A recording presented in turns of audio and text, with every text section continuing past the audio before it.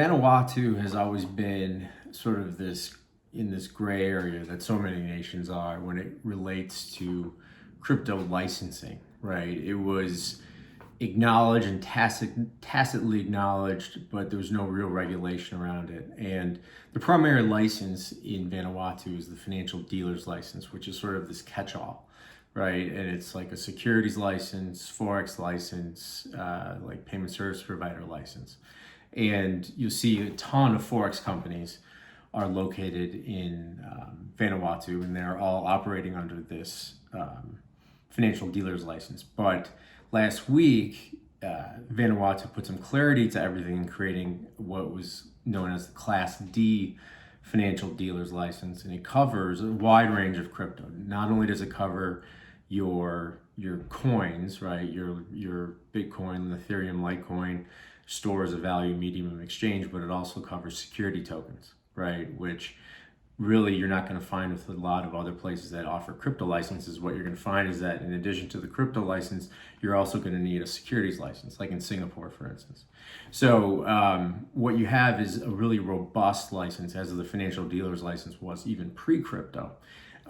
What's unique about it is, outside of its sort of broad like approach, is that it really puts the onus on not necessarily the customer, but on the applicant, right?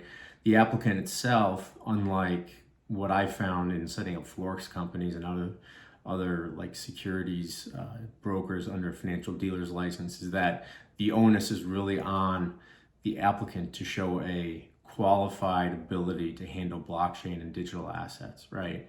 In addition to that, the Class D license requires a chief technology officer to be on island in your office, right? So, like so many places, you have the economic substance requirements of having an office, which is kind of de minimis and not a big deal. But here you have to identify and source a CTO that's going to be on island, which, to date hasn't really been an obligation, but it is now. And you wonder, and I couldn't speak to this, right? You wonder on a small island how many CTOs there are to sort of go around, right? So it's a unique thing, but I think it's in my case, or my opinion, I always find regulation to be better than the lack thereof, right? Even if it's onerous, and I think some elements of this may be onerous, you're definitely going to find that you're in a better spot. At least you know what you have to do, right?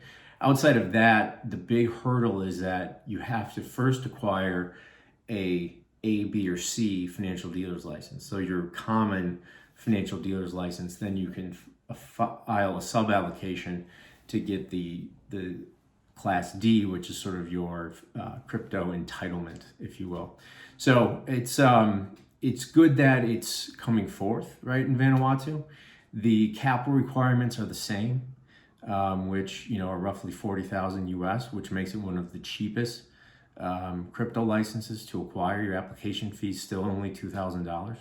So it's really a unique place, and it's good for banking too. One element that so many crypto exchanges and like OTC traders come into issues with is banking, but in my experience, licensed entities that are licensed by the FSC there have ample banking opportunities, not just in Vanuatu, but in places like Singapore. So that's the latest and greatest with Vanuatu. I think it's a fantastic opportunity. I'm going to post the crib notes of the Class D financial dealer's license to my website, adamtracy.io, Tracy. So check that out. If you have any questions, definitely hit me up, Adam at adamtracy.io, and I'll talk to you soon.